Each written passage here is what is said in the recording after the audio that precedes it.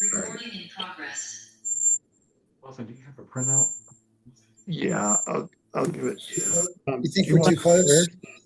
You think we're too close? Do you remember last time he had some interference when we were too Your close? microphone is on. Oh. Yeah. I'll turn it off. I think Mandala is the page behind it or.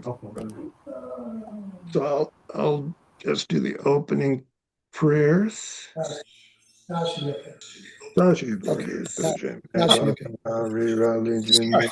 Badia Sangye Jindu Mede Wagia Dogu Nanda Jinga Juba Jo Irang Guru Radhamada Lagamne Yatayami Sangye Jodang Sogi Jonam La Janju Badu Dani Kazu Chia Dagi Shiji Gibe Sanangi Dola Bente Sangye Dubasho Sangye Jodang Sogi Jonam La Janju Badu Dani Kazu Chia Dagi Shiji Gibe Sanangi Dola Bente Sangye Dubasho Sangye Jodang Sogi Jonam La Janju Badu Dani Kazu Chia Dagi Shiji Gibe Sanangi Dola Bente Sangye Dubasho. So any questions from last time? We got into the meat of the topic, and I know that it's, for Westerners, I think it's a jolt when you finally hear the Buddhist view of what our options are.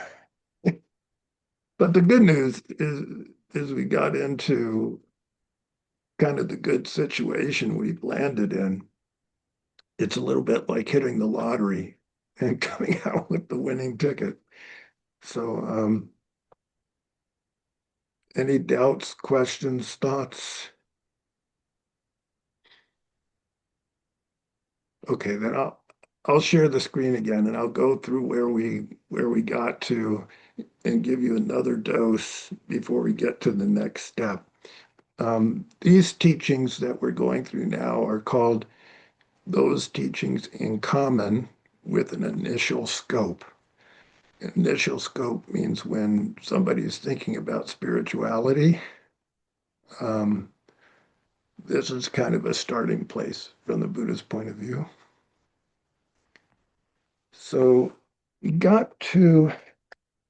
need a copy of the text? Yep. I'm thinking one, I spilled coffee on it. Oh, that's okay. Oh, well. Yeah. So we got to the fourth verse, or is it? Yeah, we got to the fourth verse of this poem that Tsongkhapa wrote. And this one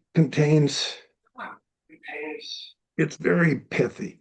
It contains all the different teachings that are in common with both an initial scope being as well as a middling scope. And that sense of initial or middling and scope has to do with the motive of the person who's the practitioner who's trying to practice. So if you think about most people you know,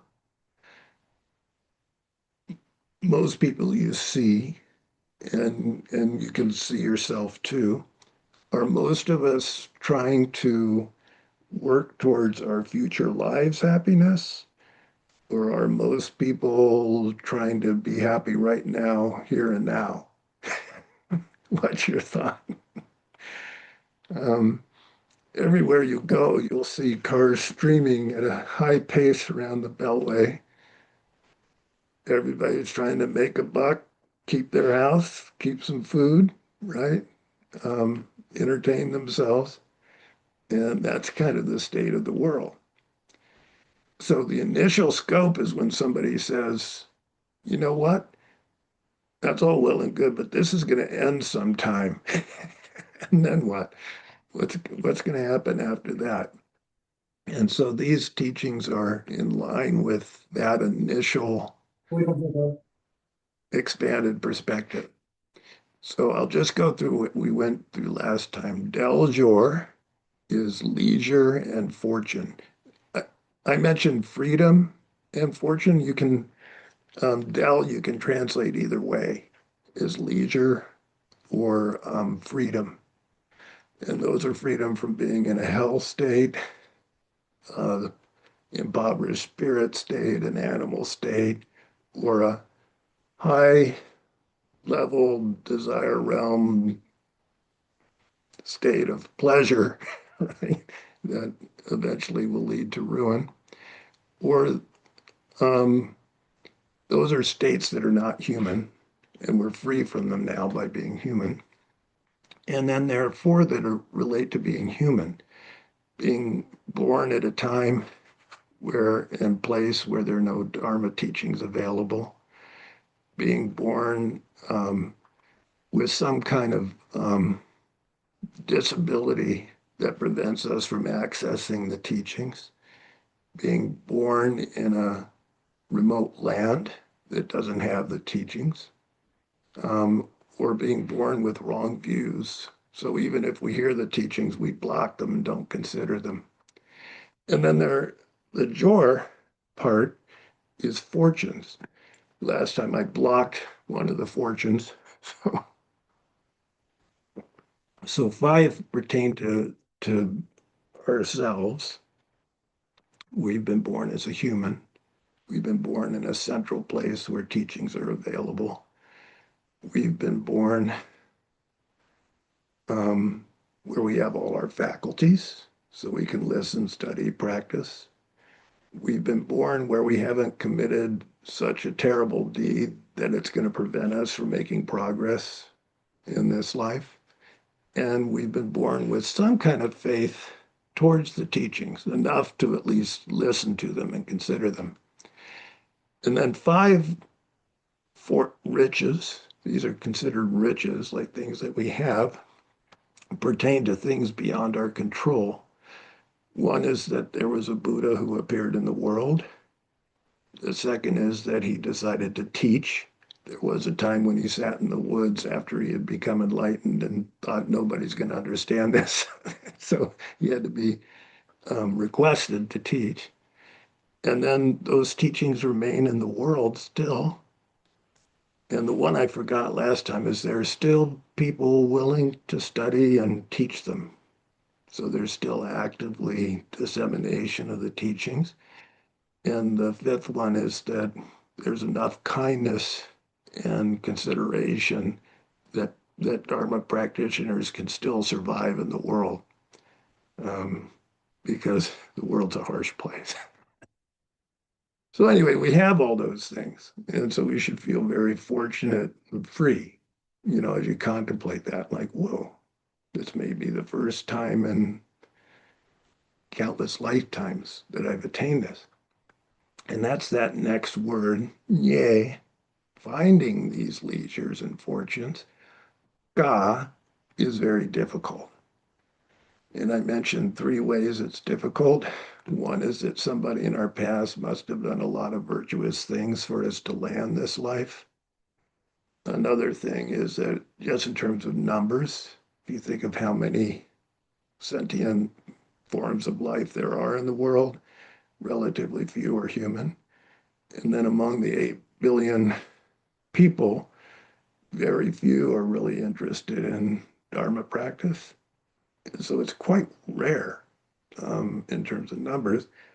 And then the third one, there are analogies that Buddha gave to how rare it is to find this kind of situation. One is if somebody throws a wooden hoop in the ocean and it floats around on the tides, and there's a blind turtle who every 100 years pokes his head up out of the water, the chances of that blind turtle poking his head up right when the ring is over top of the water, so he gets his head through the ring. Such a specific. It's very specific. And there's meaning to all those symbols. That ring floating on the surface of the water is like the teachings being available in the world. That blind turtle coming up for air every 100 years is like what most sentient beings experience. Most of the time they're underwater, meaning in the lower realms of existence. And then every once in a while their karma will throw them into a better life. And so the chance of them coming up for a better life right when the teachings are there, it's like those two things coming together. So that's why I say it's a little bit like hitting the lotto from a Buddhist point of view. Say Allah, our life, that life that we have, long mepa, means it doesn't have a certain length to it. Some people die in the womb. Some people die in their infancy or childhood. Some as a young adult, or some in mid-age. Some of us make it to old age. It's kind of a mixed blessing, but some of us make it to our old age. But there's no real certain time when we're going to die. We know that death is definite, like nobody gets out alive. And you got to contemplate that. There are points that you actually consider when you consider this meditation.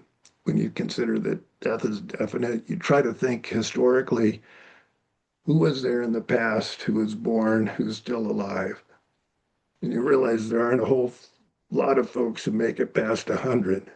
Like, I'm pretty sure everybody who built the house I'm living in, most of them have already gone or are near near time to go, right? And so nobody, not even the Buddha, was able to survive past like 80 years. I think he lived to 82 or something like that. So when something is brought together by causes and conditions, its nature is impermanent. It can't survive forever. Our body and mind have been brought together by causes and conditions, and therefore, at some point, they'll end. So, from an analogy, if you think of a waterfall, the water goes over the ledge, and then it's drawn down below where it splashes. And that's an image for what our life is like. It's heading. At some point, it's going to hit ground, and we just don't know when, right? So that's one contemplation point. A second contemplation point is that it's not definite when it's going to happen. So there's no certainty about the time of our death. We woke up this morning thinking, oh, I'm alive, I'll stay alive today. But a lot of people who woke up this morning won't survive until nightfall. And a lot of people, when they go to sleep tonight, will think, oh, I'll do this and that tomorrow. But a lot of people who go to sleep tonight won't survive to the morning. So it's not really certain how long we have. We like to think, oh, I'm going to live into my 80s or my 90s. But none of us really know that. So the other thing that we don't like to think about is that the causes for our mortality are multiple. There are all sorts of ways we can go, right? A little blood vessel pops, and boom, we're gone. Or, we slip and fall or get hit by a car. I mean, there are lots of ways we can go. Or some war breaks out. um, Whereas the things that support our lives are relatively few and hard to get. Like getting food and shelter is getting harder and harder, right? And so we scramble all the time to get those causes for life together, but they're very hard to get. And then the third thing to think on this point is that our body and mind are really like a water bubble. They're very fragile. I'm always amazed that this lump of flesh and blood has walked around for 70 years in this harsh world and still holding together. If I put a bowl of Jello out on the front porch, I wouldn't expect it to last the night. But we're like Jello walking around, Roast jello. roast Jello, and we're still here, right? And so that's the second point. Death is definite. The time of death is not so definite. It's very indefinite. It could happen anytime.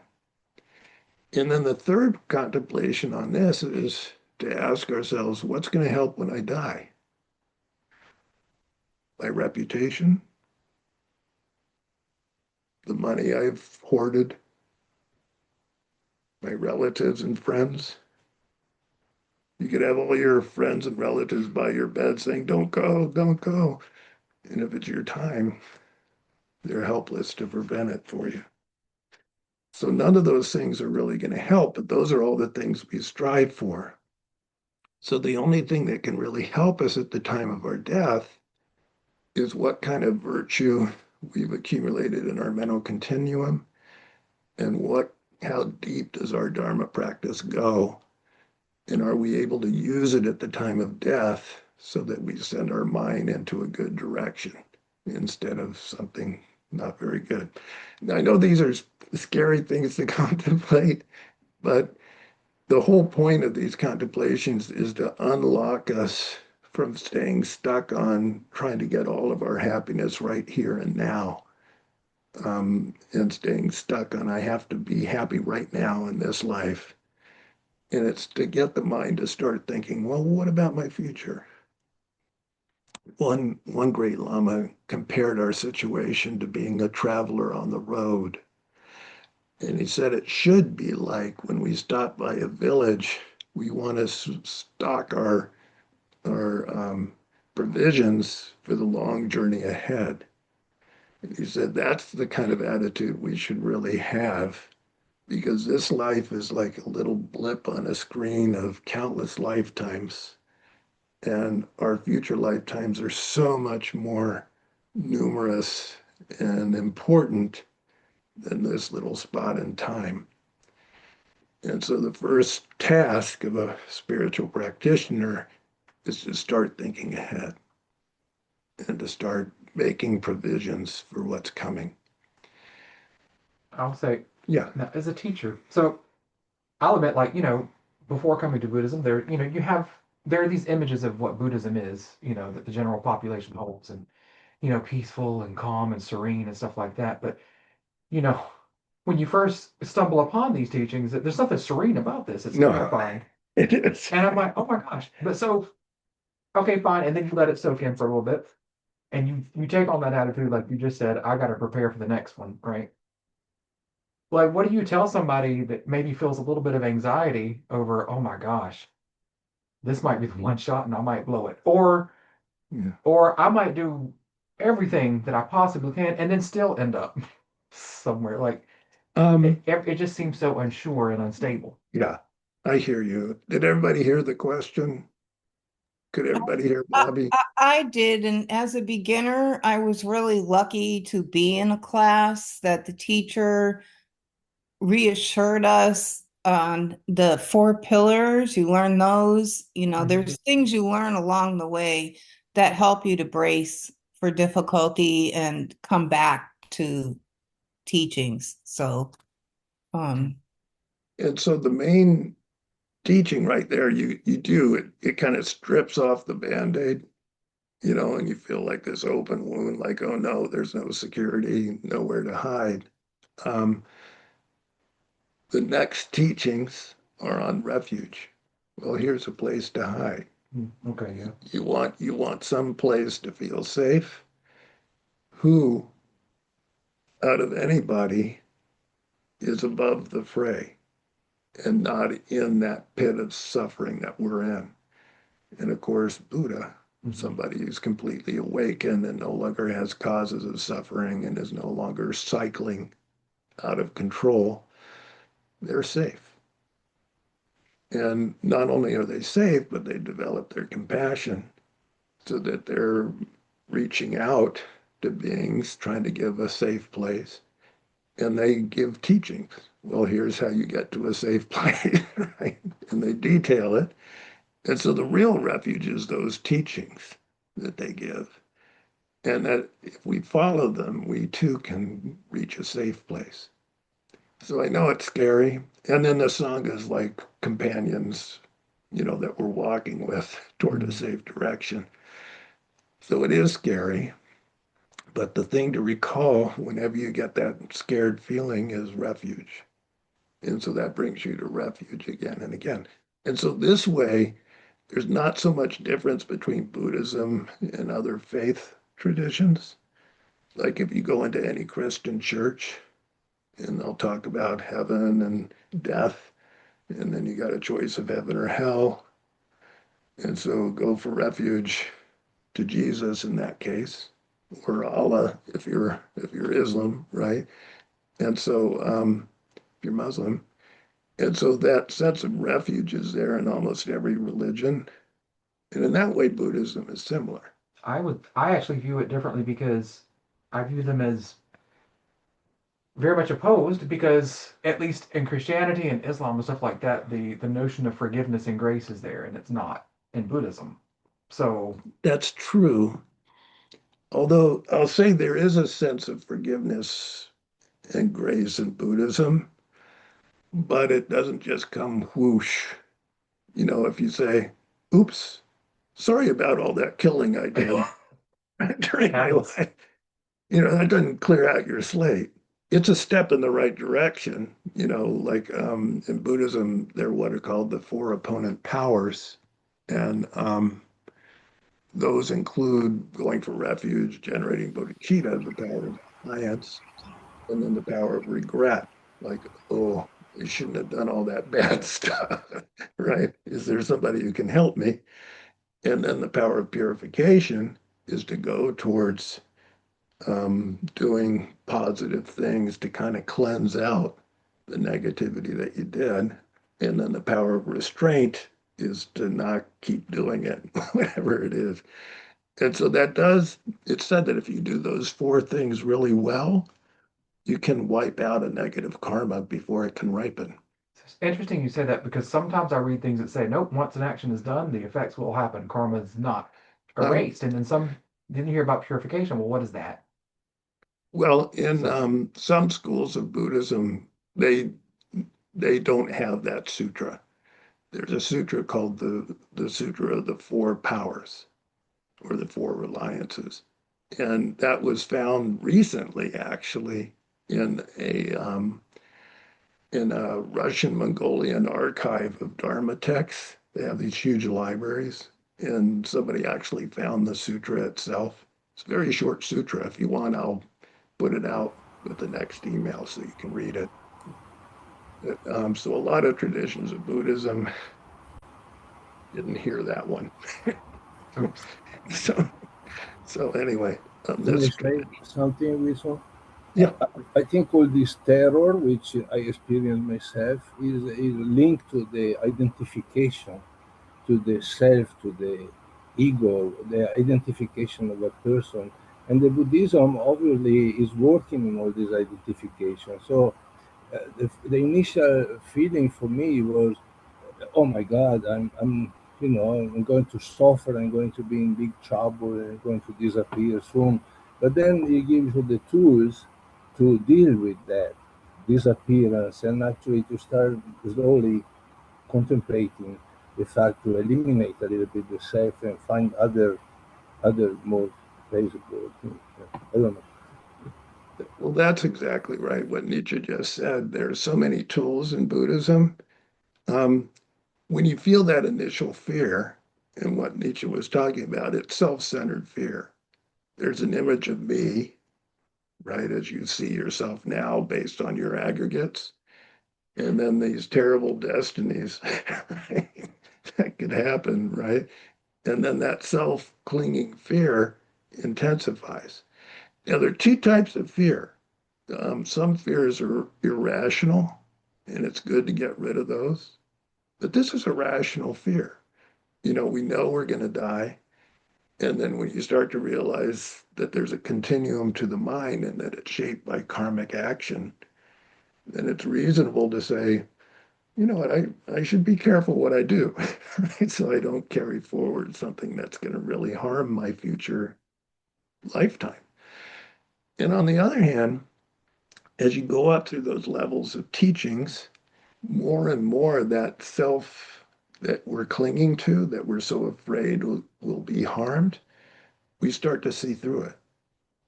That really that entity doesn't exist independently. A lot of it is imputed by mind, and then it's based on things that are dependently arising. And as we start to see through that self, there's less clinging. And when there's less clinging, there's less fear.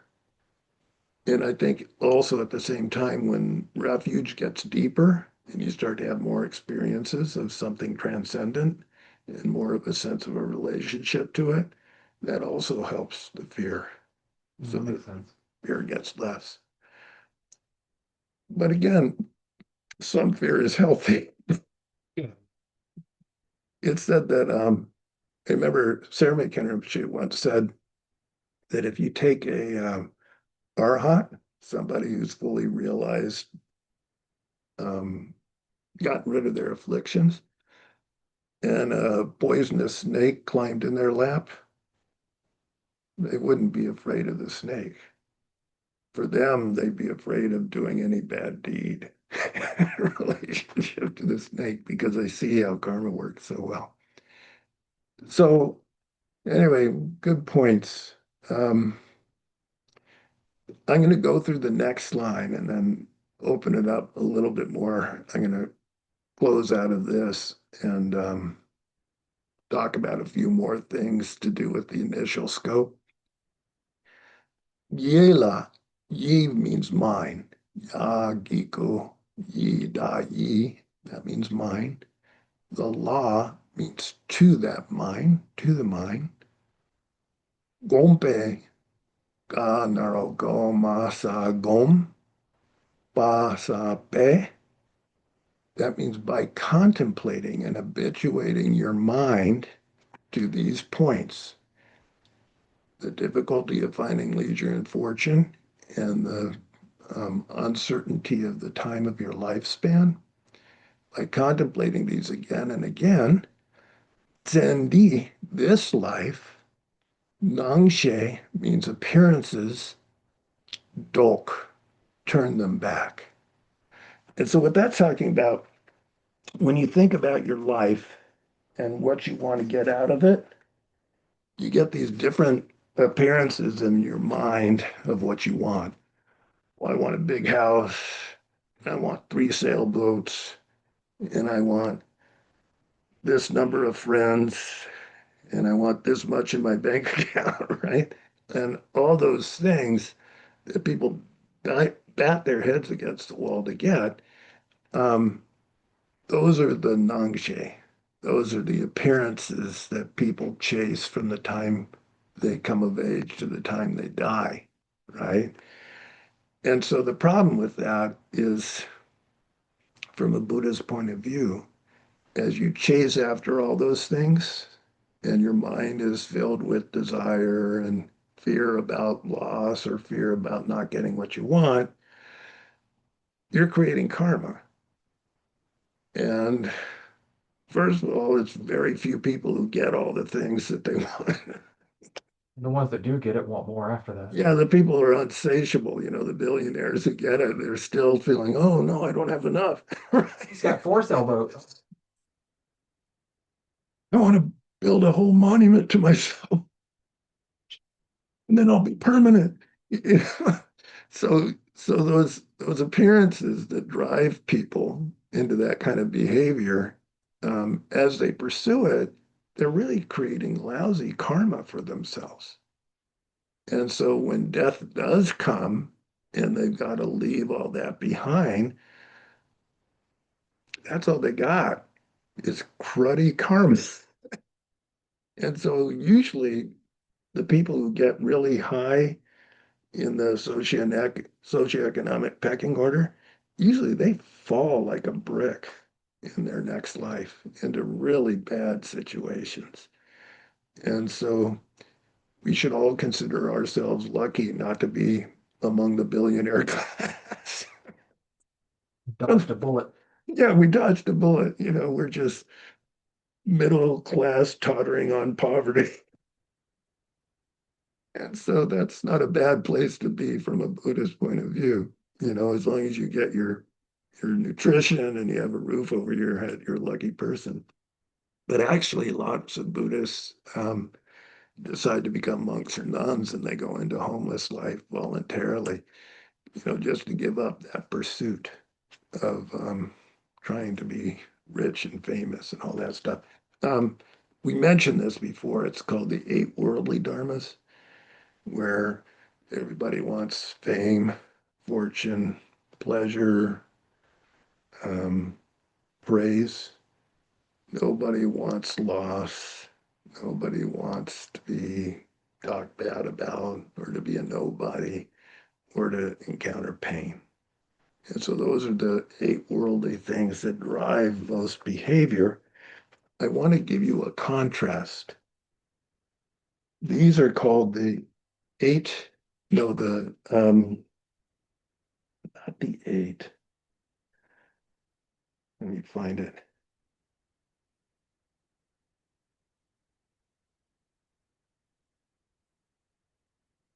Yeah, I guess it is eight. No. The 10 innermost riches of the Kadampa Geshes. The Kadampa Geshes were this group of just really, really amazing practitioners in old Tibet. And they were known for their austerity and their scholarship and their mental training. So these were the things that they held to be really valuable, their belongings, if you will. Um, One set of the 10 is called the four aims, aiming your mind ultimately to practice. So what they would do is every day, that's what they wanted to do with their day, is to practice Dharma and try to tame their mind and try to increase their virtue and weed out the negative karma. The second aim, aiming your practice to the beggar. Most people want to get famous and rich, and they would actually not want that. They wanted just simplicity, and so they would live by going house to house, and if anybody gave them food, they would eat that, and if not, they go hungry. But most people knew that they were holy people, and so they would feed them, and so they didn't go usually hungry. Aiming the life of a beggar to death. So usually if you enter that level of practice, you start to worry, well, what if nobody feeds me? And what if I die? And, winters are really cold and brutal. And so thoughts of death come up in your mind. And so their answer to that was, okay, if I die, I die. But I want to practice Dharma really sincerely and take what comes, and see what I can do. So then the fourth one is aiming death to some dusty ravine. So the thought of dying, we're at that age where we're all probably feeling it some, as we get older. It's like it can be pretty barren. And so the worries are, well, I want loved ones around me and, I don't want to be out on the street, that kind of thing. And so these geshes would take that fear and try to get their minds used to, okay, if I die in a dusty ravine and there's no one there and I'm freezing, okay, I have refuge, right? I can keep those things in my mind, even in the worst situations, and that's what's really going to count for my future lives anyway. So those were their four aims. Very different than worldly, conventional aims. And then they had part of those 10 riches they called the three vajras. A vajra is an implement, a ritual implement. It looks like a thunderbolt a little bit. And it can mean diamond, something very precious, something very unbreakable, and something immutable. So one of these diamonds or vajras send the uncatchable diamond ahead of you. And so this is when you're entering that kind of renunciation, you'll have loved ones saying, no, don't do that. That's too severe. Don't go that way. I need you here. And so sending the uncatchable Vajra ahead of you is just putting your motive very clearly that, okay, I'm leaving the conventions of this world and I'm going deeply into my spiritual path. So that's putting the uncatchable Vajra ahead of you. Laying the unbashable diamond behind you is like if you go that route, people are going to criticize you. Um, there's that lousy beggar monk. People are going to criticize you.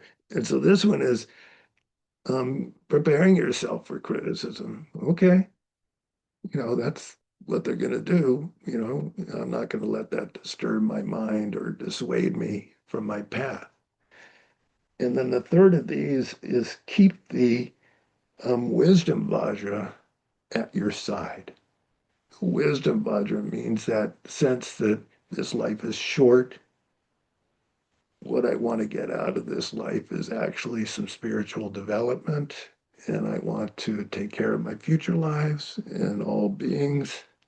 That's the most important thing. And keeping that as your constant motive as you go through that. So then they had what were called the three results, that kind of lifestyle. One, being thrown out from the ranks of men. Because when you enter that kind of life, no worldly people want to hang out with you anymore. And so you're kind of a pariah, and so you kind of get yourself ready for, all right, people are going to talk bad about me and they're not going to include me in their dinner parties, things like that. The second one is reaching the ranks of dogs. And that's dogs don't really care what kind of food they eat, and they're very content in whatever the sleeping situation is. And so it's that, and you'll see this with really good practitioners. They're fine with, somebody gives them something to eat that's not very good. They're grateful, and if people give them a place to sleep that isn't very comfortable, they make do.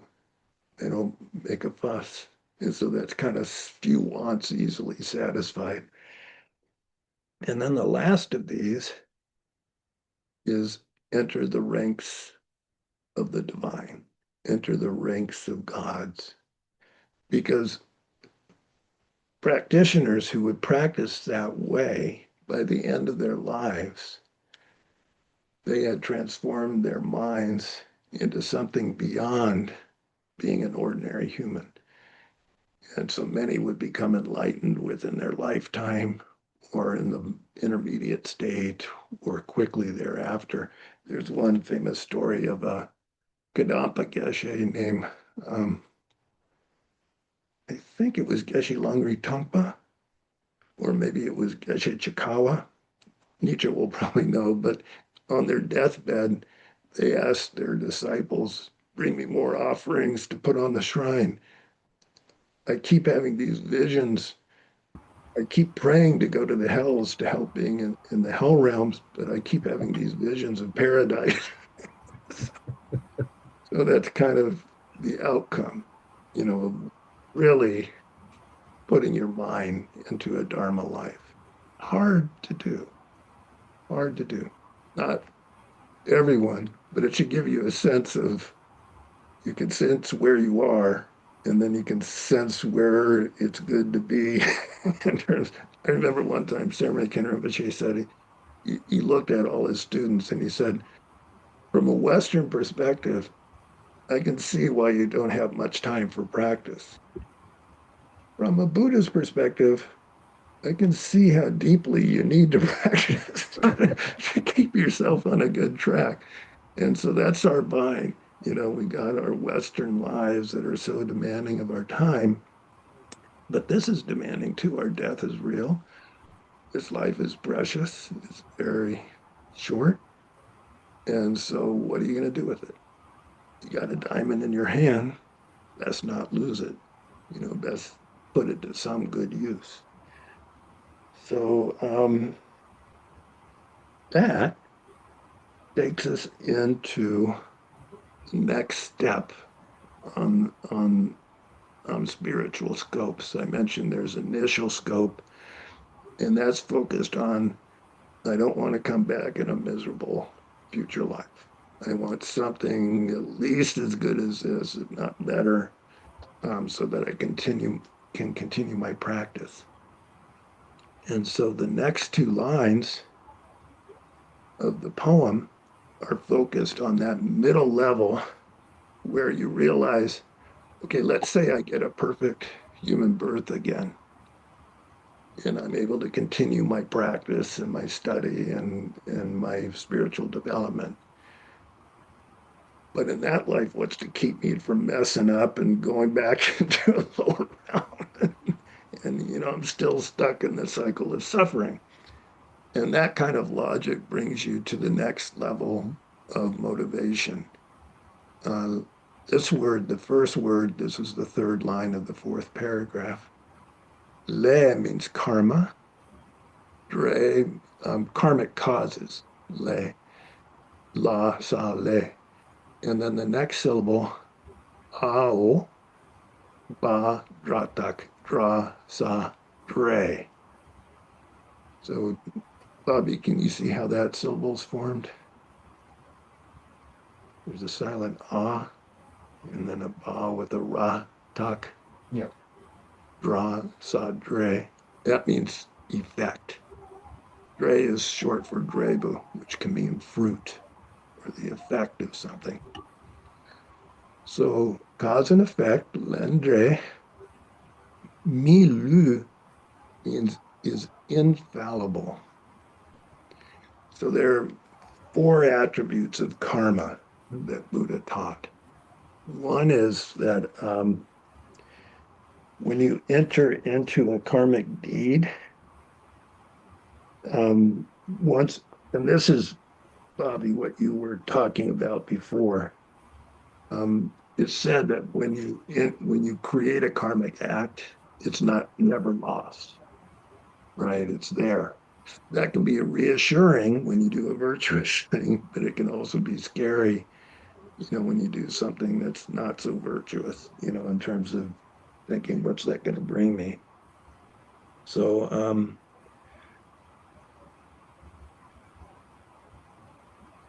Lengepa means that there's a definite relationship between the type of cause that you create and the type of effect that it's going to bring.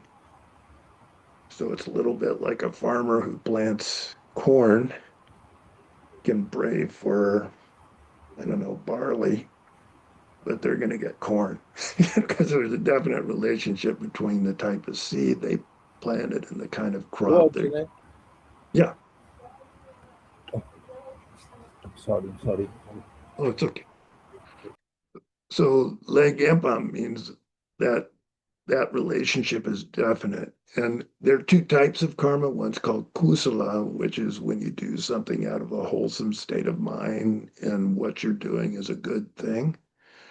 And that has a definite effect of something that will produce happiness and well-being.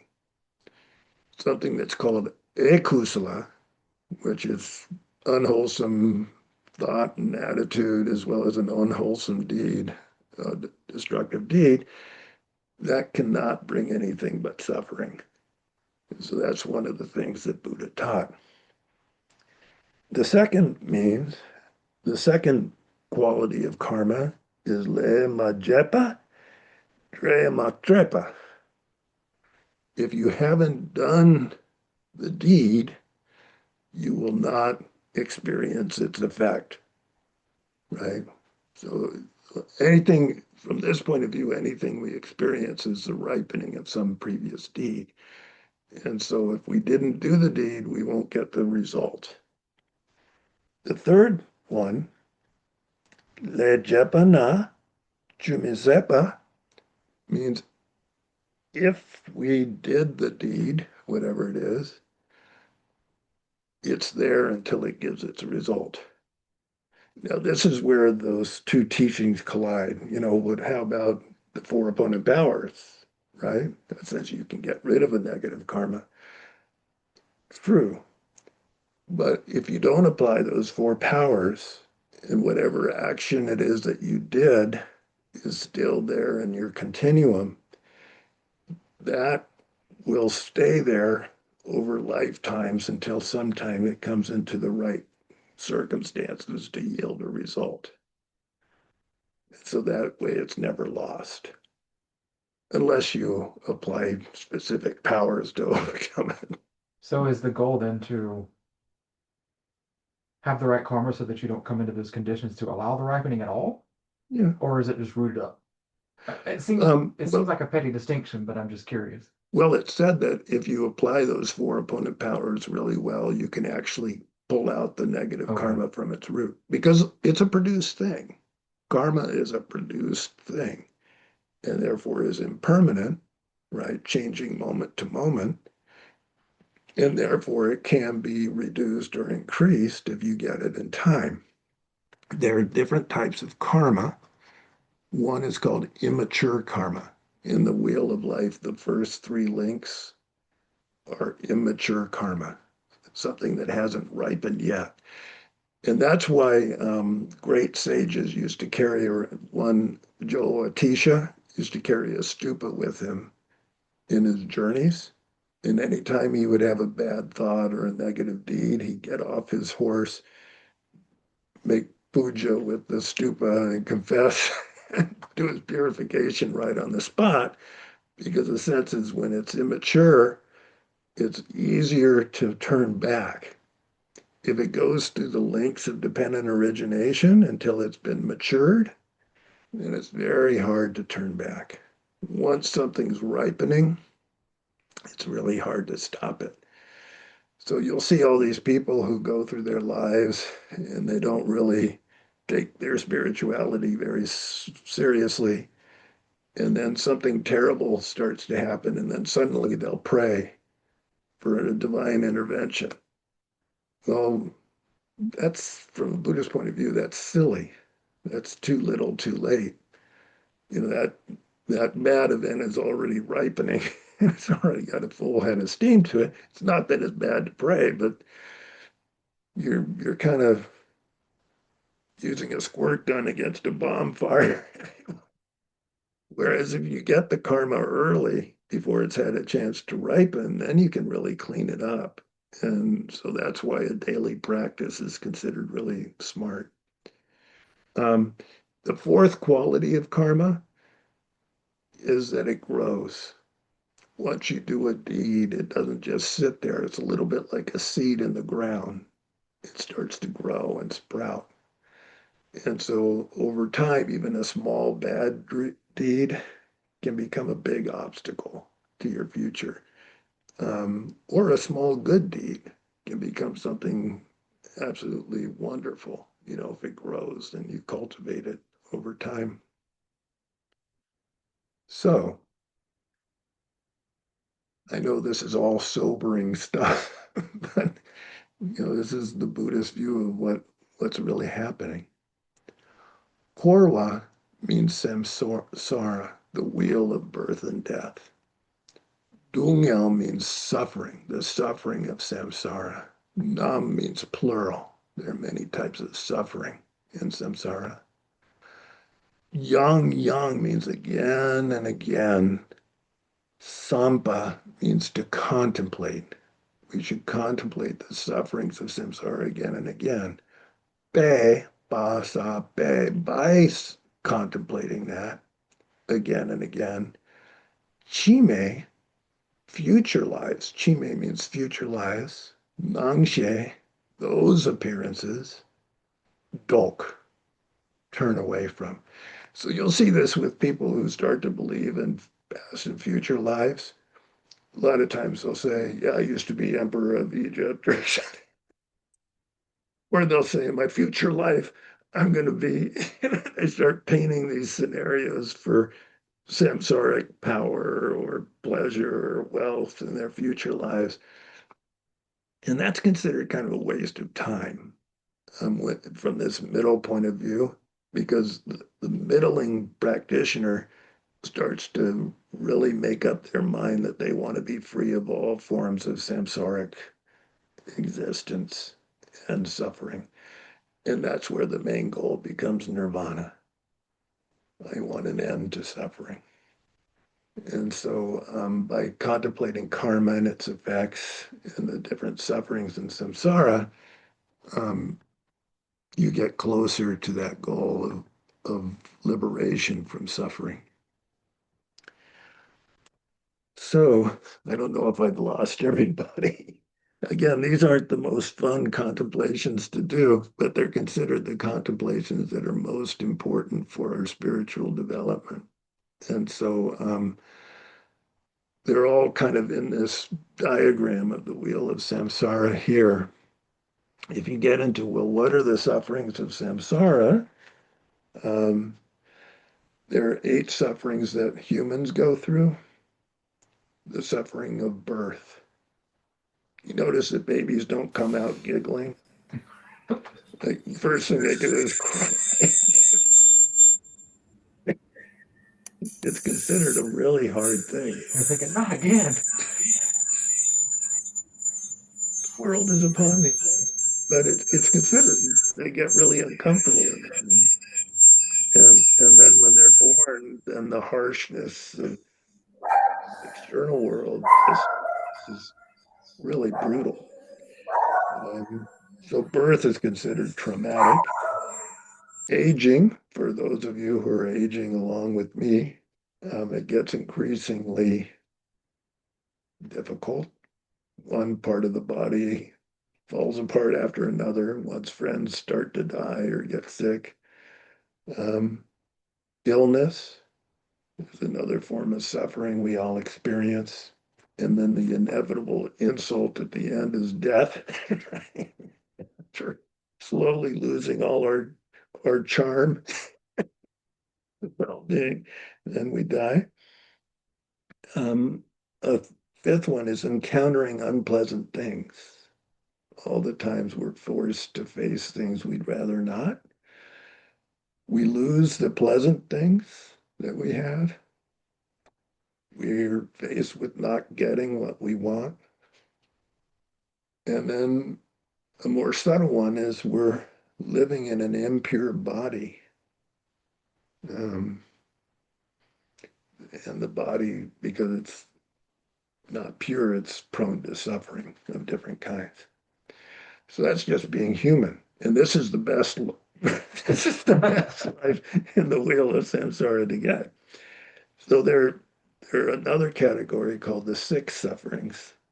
Life has no certainty. We always want more than we have.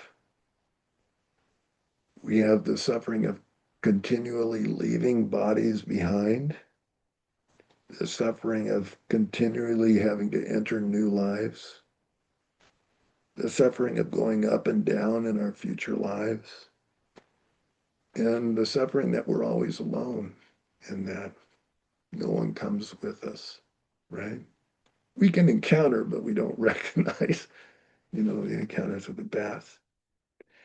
And all of these are kind of incorporated in the 3 sufferings. The suffering of suffering is the obvious sufferings that we encounter.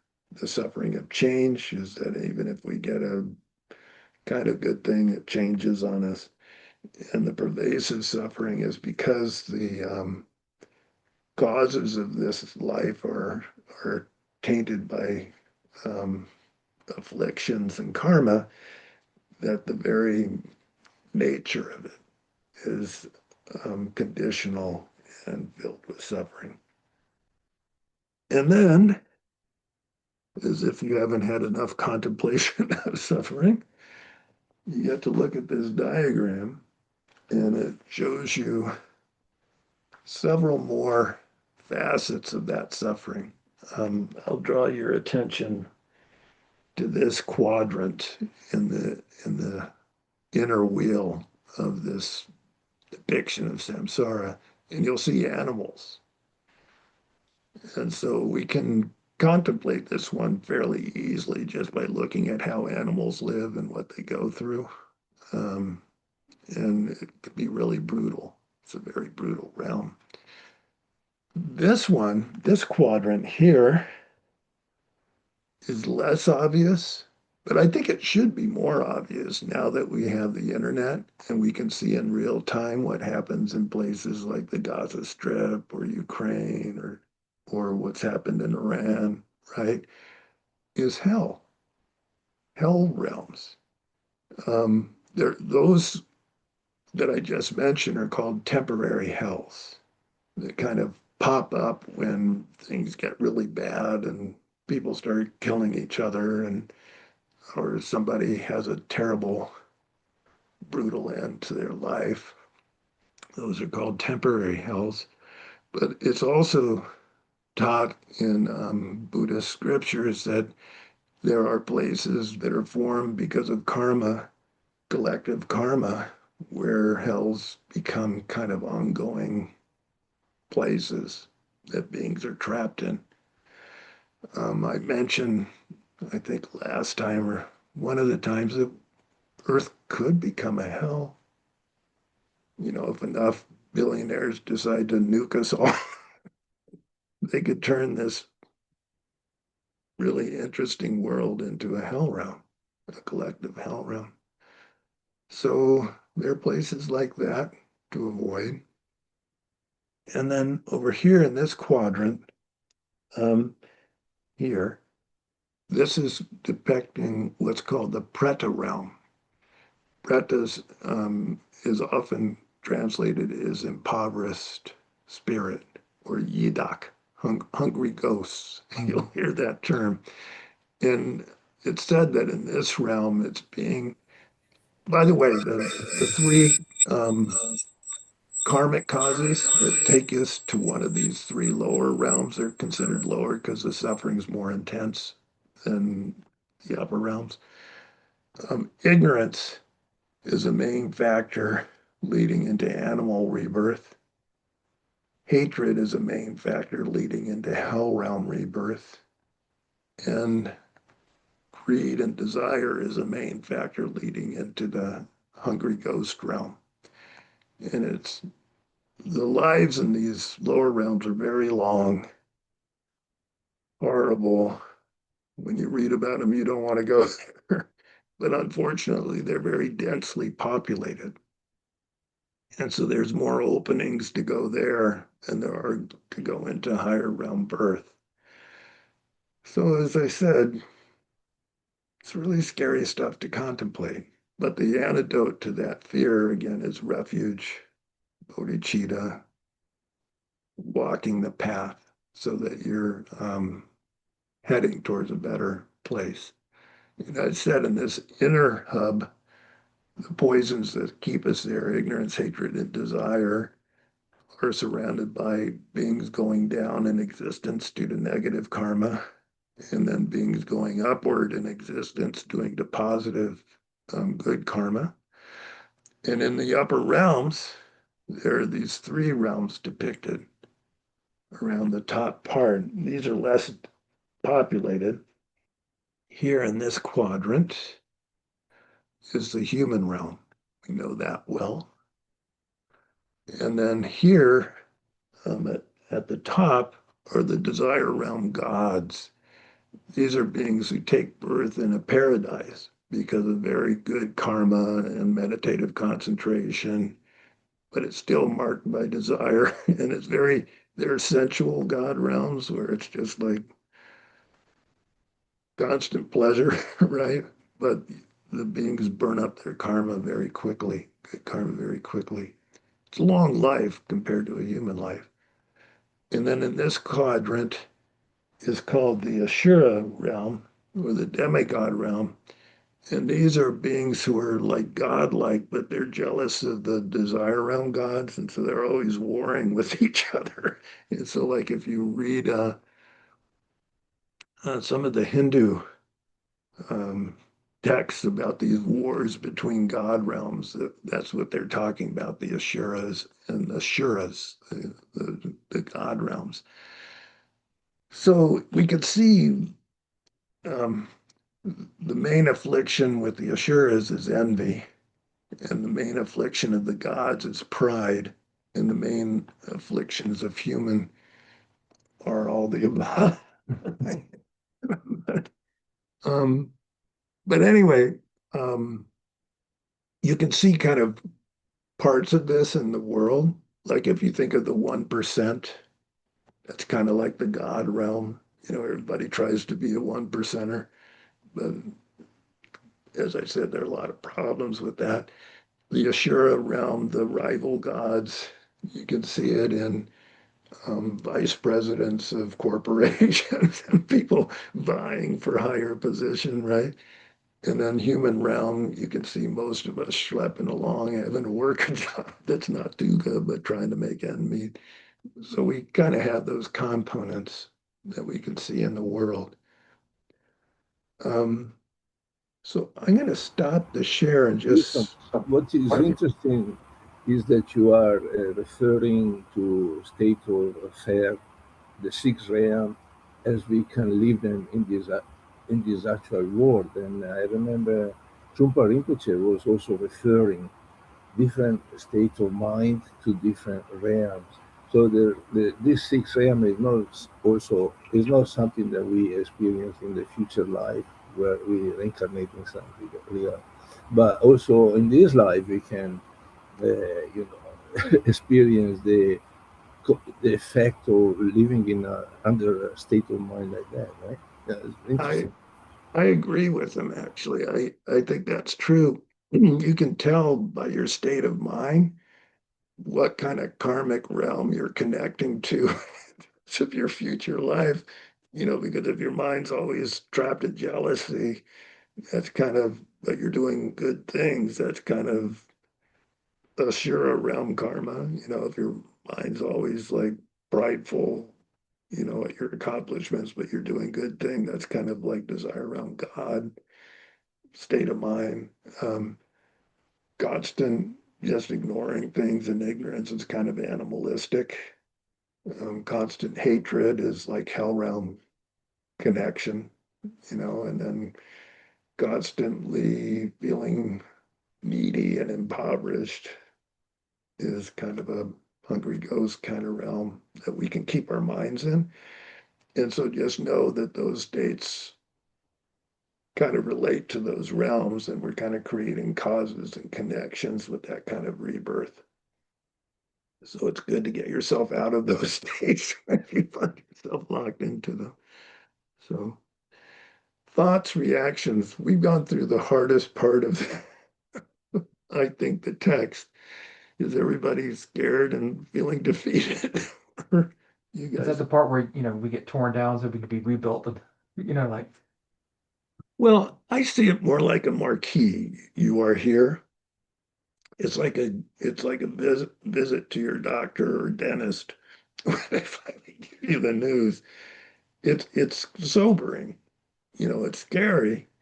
But on the other hand, I gotta know, no, yeah. and kind of merrily go along with my eyes closed until I hit a wall. So this is purposely trying to wake us up so that we can extricate ourselves before we die and get ourselves into a good place. But it's a bit brutal, you know. So when I was over in Nepal studying with Lama Zopa Rinpoche, one night he was in the middle of teaching this material, and he said, "Oh, I'm going to do a retreat all night tonight if anybody wants to join me." And so several of us decided to forego sleep to practice with him. And he had us doing prostrations on this. Um, the floor was made out of straw mat, and so it wasn't the most comfortable thing to do prostrations on. But we were reciting a purification ritual to different aspects of enlightenment. And as we were doing this, it was in Nepal in the winter. So the weather was just freezing. And we were tired. We were doing the prostrations, and he was leading us on a meditation of what it's like in the cold hells. Man, he's really rubbing it in. So anyway, some practitioners can get rather severe with themselves, trying to get their minds to, it's going outside your comfort zone, to really do these contemplations deeply. But a lot of those great teachers will say it's more valuable than doing a lot of the more delightful kinds of meditations in terms of changing your mind and making spiritual progress. So anyway, now you know that's the second level of the path, is that sense of nowhere in that cycle of existence is there really a safe place. The only real safety is in extricating ourselves from it so that we are no longer subject helplessly to birth and death. And the only way to do that is to get rid of those afflictions that drive it: ignorance, hatred, and desire, and the related afflictions. If we can uproot those things from our minds, then we're in that state that Nietzsche was talking about, where it's called liberation. The mind is free of those um, causes for negative karma, and the mind is at peace in itself. It's free. So that's what we're trying to do. Um, why do they call that a middle level? A middle level motivation. I want freedom from samsara. It's because it's all self-focused, isn't it? I want myself to be happy. I don't want to go into lower realms. I want to be happy. And that's when somebody who's a great level being asks themselves the question, okay, so what? If I get free of the lower realms, if I am able to get free of cyclic existence and suffering, how about my friends? How about my family? How about all the beings I see around me? They're in the same cycle I am. So if I don't help them, what kind of friend am I? And so that kind of logic goes into the next level of the training, which is a training for a great level being. And I'll just start that so that you get a sense of it. And I do say, as you get into the higher levels of the training, it's a little less fear-based, and it's a little more love and compassion based. But first, before we get there, the fifth verse of the text is a verse of how do you know when you've gained renunciation, that sense of undefinitely getting out of this wheel of suffering. It begins in your first contemplation of the hells, or something where you go, oh, I don't want to be there. I want to get free of that. But it ends when you get to the level described in this verse. Detar means like that. Gombe, like contemplating that and becoming accustomed to those contemplations. Gore punsok, the delightful things of samsara, like pleasure, fame, that kind of stuff that most people bust their heads over trying to get, those kind of perks of samsara, law to them. Yimun means a mind that wishes or aspires for those kinds of things. Gechiksam, even an instant. Yang, yang means even. Tsam means just. Gechik means an instant. Mike mean won't arise. When you really thoroughly contemplate this, there won't even be a moment where you start saying, yeah, but maybe I'll wait on my spiritual path until I get $1 million. that kind of thought won't come to you, it won't occur to you. Xing means and. Yin means day. Sen means night. Kundu means all the time. Dharma means liberation. Dunya lo. Lo is a mind. Dunya is a wish and an aspiration. So day and night, you'll aspire for liberation.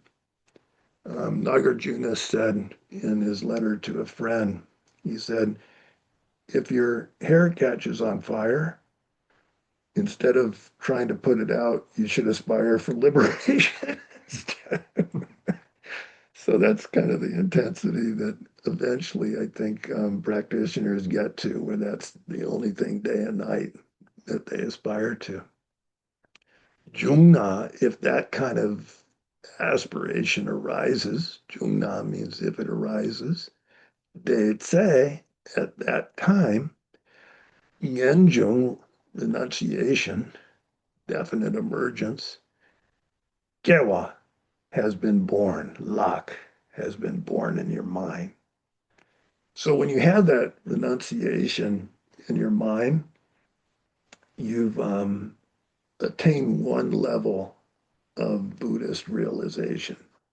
And again, in this text, there are three, but that level of aspiration applies to bodhisattvas as well as practitioners who just want their own enlightenment, their own freedom.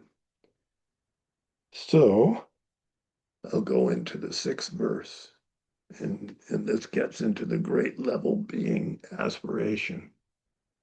Yanjung Deyang, Yanjung means renunciation. Day, that renunciation. Yang also, or even though you might have that kind of renunciation. Namdak means pure. Semkye means bodhicitta. Gi, by pure bodhicitta. Sem is a reference to bodhicitta, which is a mind that aspires for enlightenment to liberate all beings. Ge means generating that bodhicitta. By generating it, Zimpa Mena, if your renunciation is not held by that kind of bodhicitta, Zimpa is influenced by or held by that bodhicitta, Mena, if not. Lame means unsurpassed. Zhongchub, enlightenment. Kipunsok, the good things of full enlightenment. Dewe Gyu, the bliss of the good things of enlightenment. Gyu means cause. Ru, Migurwa, means won't become. So if you don't have bodhicitta, then you won't have the causes that will produce the ultimate state of full enlightenment, which is a state beyond suffering, but it's also a state in which you can help all beings. It's also a state where you've found the unexcelled bliss of full emancipation and full well-being. There are too many qualities of it to describe right away. We'll get into all the good qualities of full enlightenment, but you can't access all of those unless you have bodhicitta. And you can't access bodhicitta unless you have renunciation, because if you don't have renunciation and you want to take care of all beings, then why are you trying to free them from samsara if you really want to stay in samsara? so, so you really have to get that renunciation to realize the predicament that all beings are in, and to get that aspiration of, I want to free all of them, not just myself. Lodan Nam means intelligent people or wise people. Gi, by them. Jog Chub Sem, that's bodhicitta, the mind of enlightenment. chok supreme, kye, generate. So this is an imperative. Tsongkhapa is telling us, if you want the good things of full enlightenment, generate bodhicitta. So I'll wait to go into that till next time. I probably worn you all out. Any thoughts with what we went over today? We went through a chunk. Listen, I want to ask you why you call a renunciation the definite emergence. Just beautiful, but I want to understand. Well, the gay syllable means certain or definite, and jung means to come forth. And so if you break down the two syllables, it means definitely coming forth or definitely emerging. And I think that's a nice way to think of it because it's really saying, I don't want to be stuck in this cycle. I want to get out of it and get free of it. So, and I understand why they translated it renunciation. That's the closest thing in Western spirituality to it. So, all right. If I thoroughly frightened everybody, you all okay? So, anyway, that's the Buddhist sense of where we are. That's our marquee of you are here. And the sense is we're the only ones that can really get ourselves out of it. The Buddhas, even though they have amazing abilities, they can appear and teach and guide, but they did it themselves, and we have to do it ourselves. We have to get free of it ourselves. All right, so I'll do the closing prayers then. I've stopped all conversation. I hope people will bring questions because that makes it, I think, interesting for everybody. 大许不给出全面到他瑞拉领先年的研发的了商业程度没得无话给了多功能的新啊就把说一能够让那么的拉干的呀大呀没。给我的给我看，是那么一些搜索性，是那么一些来询问，大包过年都把说。讲究在叫人不学，马给把那个去，给把娘把没把养，我那公都白我说。当日让为口爱情感的，本等的我马路中为呢，今日希望单身家错也，写呗西天把都等个气。Just to cheer you up, the reason we do these closing prayers is that we have now collectively made a karma by sitting here and contemplating this stuff for an hour and a half. And it's considered that the virtue of just contemplating this stuff and changing our attitude and starting to develop some of these qualities is immeasurable, that the virtue is very powerful. And so to avoid losing it, it's said that by dedicating it to a greater purpose, it's then never lost until it yields its fruit.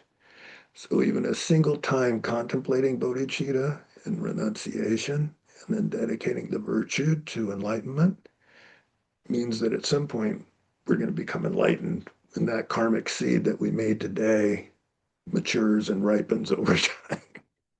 So I hope that cheers you up a little bit. Every time you do that, it kind of helps you for your future lives. And one unique thing about karma that's made with bodhicitta is that usually when karma ripens, then the seed is lost. It's bent. But it said when a karma made with bodhicitta ripens, its nature is to produce more similar causes so that it's never lost. It just keeps growing and growing and growing in your continuum. So I'll end there and bid you all adieu and hope that I haven't thoroughly scared you. Nah. All right, everybody take care. Bye, Wilson. Thank you. Thank you, Wilson. Thanks, Wilson.